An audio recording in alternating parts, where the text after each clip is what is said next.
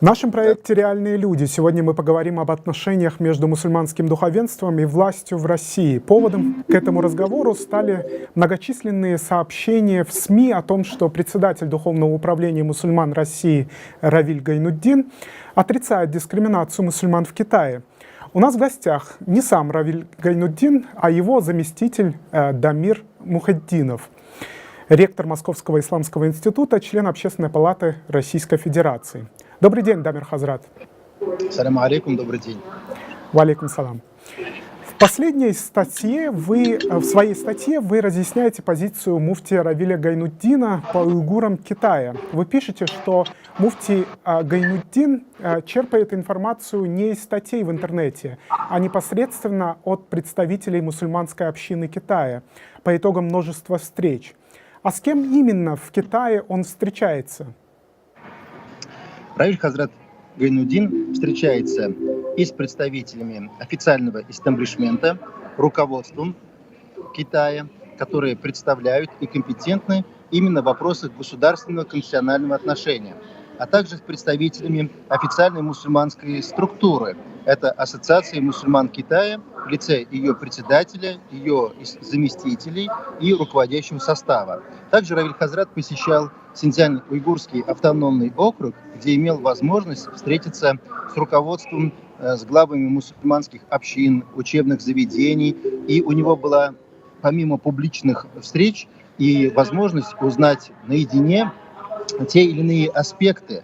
Мы понимаем, что, конечно, ситуация может меняться очень так динамично, быстро, информация может устаревать. И та информация, которая была год назад, 2 года назад, может быть не совсем актуальной. Но, с другой стороны, китайские коллеги совсем недавно принимали участие в нашем мероприятии и в Кыргызстане, они принимали участие и в Казахстане, и на других площадках, которые организуем мы или наши партнеры. И у китайской стороны всегда есть возможность сказать свою точку зрения и довести до самой широкой общественности то, что творится в Китае, каково положение мусульман Китайской Республики. И поэтому Равиль Хазрат правильно, на мой взгляд, ключевую фразу сказал, что мы владеем только той информацией, которую нам предоставляют представители или же официальных структур, государственных структур, или же мусульманских религиозных организаций. Я правильно понимаю, что доступ к Равилю Гайнутдину во время его встреч имеют только официальные представители либо власти, либо духовенства? Какова вероятность того, что с ним встречаются те уйгуры, которые могли бы критиковать действия властей китайских? Я думаю, что это не исключено, потому что, понятно, Равиль Хазрат, приезжая в Китайскую Народную Республику, как правило, действует в соответствии с тем протоколом, той программы, которую организовывает китайская сторона, мусульманские официальные структуры. И в этом плане информация может быть и недостоверной, или же однобокой, не в полном объеме, хотя Равиль Хазрат всегда старается деликатно расспрашивать о таких деталях, которые не лежат на поверхности и могут быть известны только для определенного круга людей. И вот Равиль Хазрат, беседуя с ним по этой теме, не подтверждал мне, что есть какие-то многочисленные жалобы. Да, мы из средств массовой информации знаем о проблемах, знаем об этих проблемах от наших братьев и уйгуров, с кем Равиль Хазрат регулярно имеет возможность общаться, от наших казахских представителей. Но, опять же, это информация, которая лежит через наши знакомства, через наших партнеров. Но если мы представляем официальные структуры, как со стороны государства, так и со стороны мусульманских структур, то мы в эфир говорим прежде всего то, что мы слышим от наших партнеров и от наших коллег. Переместимся из проблем китайских в проблемы российские. Как вы считаете, в России церковь отделена от государства?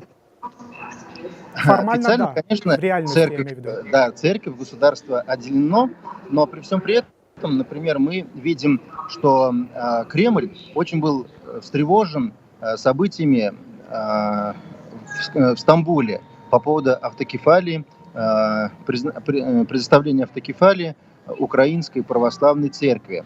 Мы видим, когда государство активно поддерживает строительства тех или иных храмов. И причем надо быть объективными, что речь идет не только о представителях одной традиционной религии православия. Если ведь мы будем рассматривать и мусульманские регионы, видим, что в мусульманских регионах активно поддерживаются мусульманские структуры, будь то духовное управление, строительство мечети, медресе. Это мы видим и в Чечне, и в Ингушетии, и в других регионах нашей страны.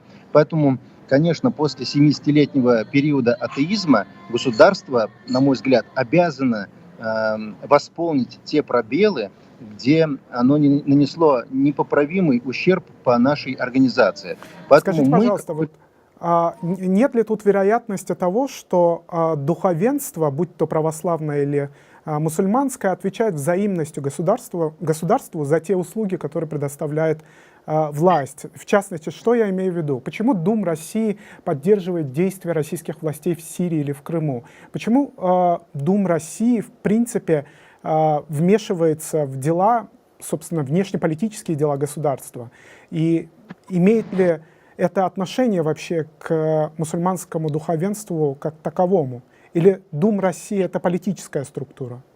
Я не могу говорить за все духовные управления, коих у нас много, и может порой складываться такая палитра, что тот или иной муфтий, то или иное духовное управление поддержало действия властей. Я могу сказать, что Равиль Хазрат Гайнуддин всегда осторожно, взвешенно, понимая, что власть к ней, если приблизиться, то можно сгореть, если быть вдалеке, то можно не согреться. Вот исходя из такого принципа, что мы партнеры и пытаемся выстроить партнерские отношения с нашим государством, стараемся все-таки прежде всего, принимая то или иное решение, озвучивая тот или иной вопрос, смотреть, какое оно несет благо для ислама, для мусульман и для конкретно взятого региона. Будь то вопросы Сирии, будь то вопросы Крыма, будь то вопросы Китая или любого другого региона. Мы руководствуемся прежде всего интересами самих мусульман и нашей исламной религии.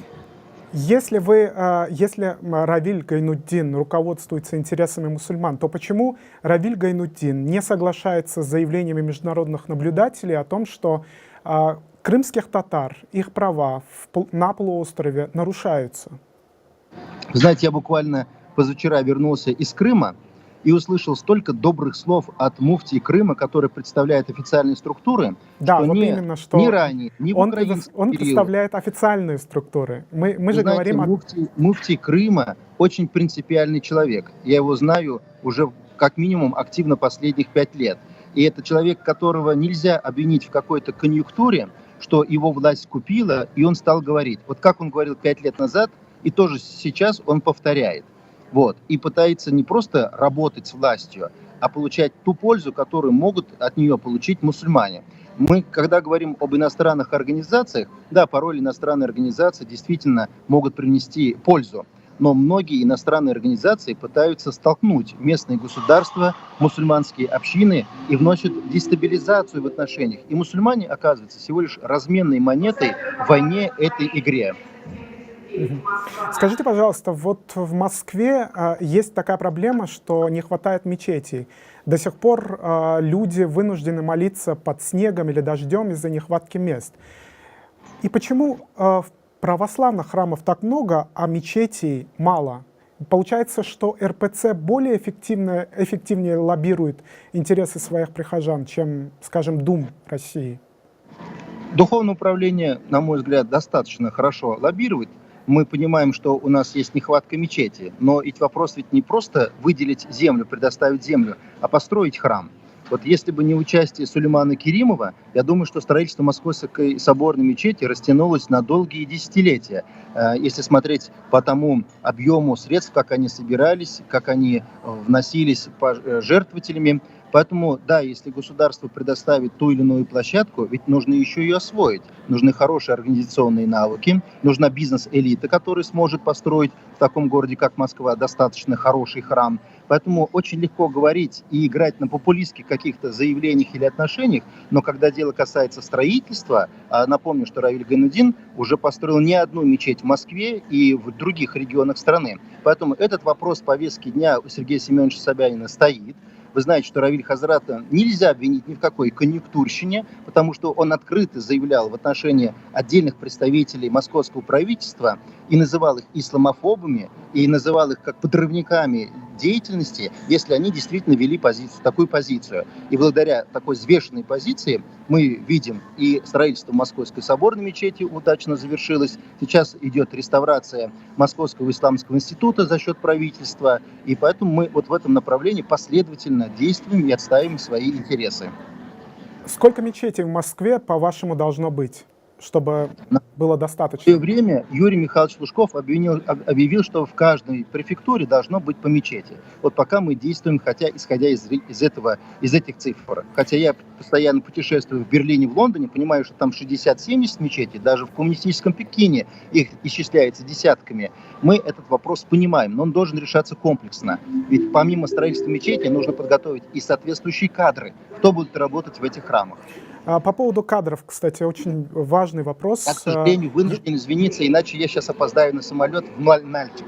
Поэтому мы можем продолжить 2 в другой минуты. раз. Татарский язык был традиционным языком для российских мечетей, для большинства из них.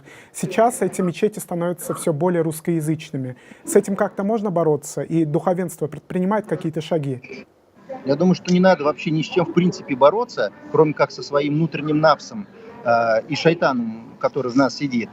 Нужно просто развивать язык в школе, создавать площадки, общаться на проповедях. Я знаю, что во многих регионах очень хорошо, удачно комбинируют, когда проводят проповедь 10 минут на татарском, 10 минут на русском, 10 минут на арабском языке. Мы стараемся прежде всего привлечь татар. Когда татары традиционно вернутся в свои храмы, мечети, и будет паства, для которой необходимо вещать на родном татарском языке, мы вернемся к этой практике более активно. А в тех регионах, где раньше была татарская речь, и мы перешли на русский язык, то это происходит только потому, что количество татароязычных людей становится все меньше и меньше. Но в Москве и в других крупных городах эта традиция сохраняется до сегодняшнего дня. Спасибо, что были с нами. А я напомню, что у нас в гостях был по скайпу заместитель председателя Духовного управления мусульман России Дамир Мухайдинов. Смотрите на нашем сайте idelreal.org и на страницах в соцсетях. До новых встреч!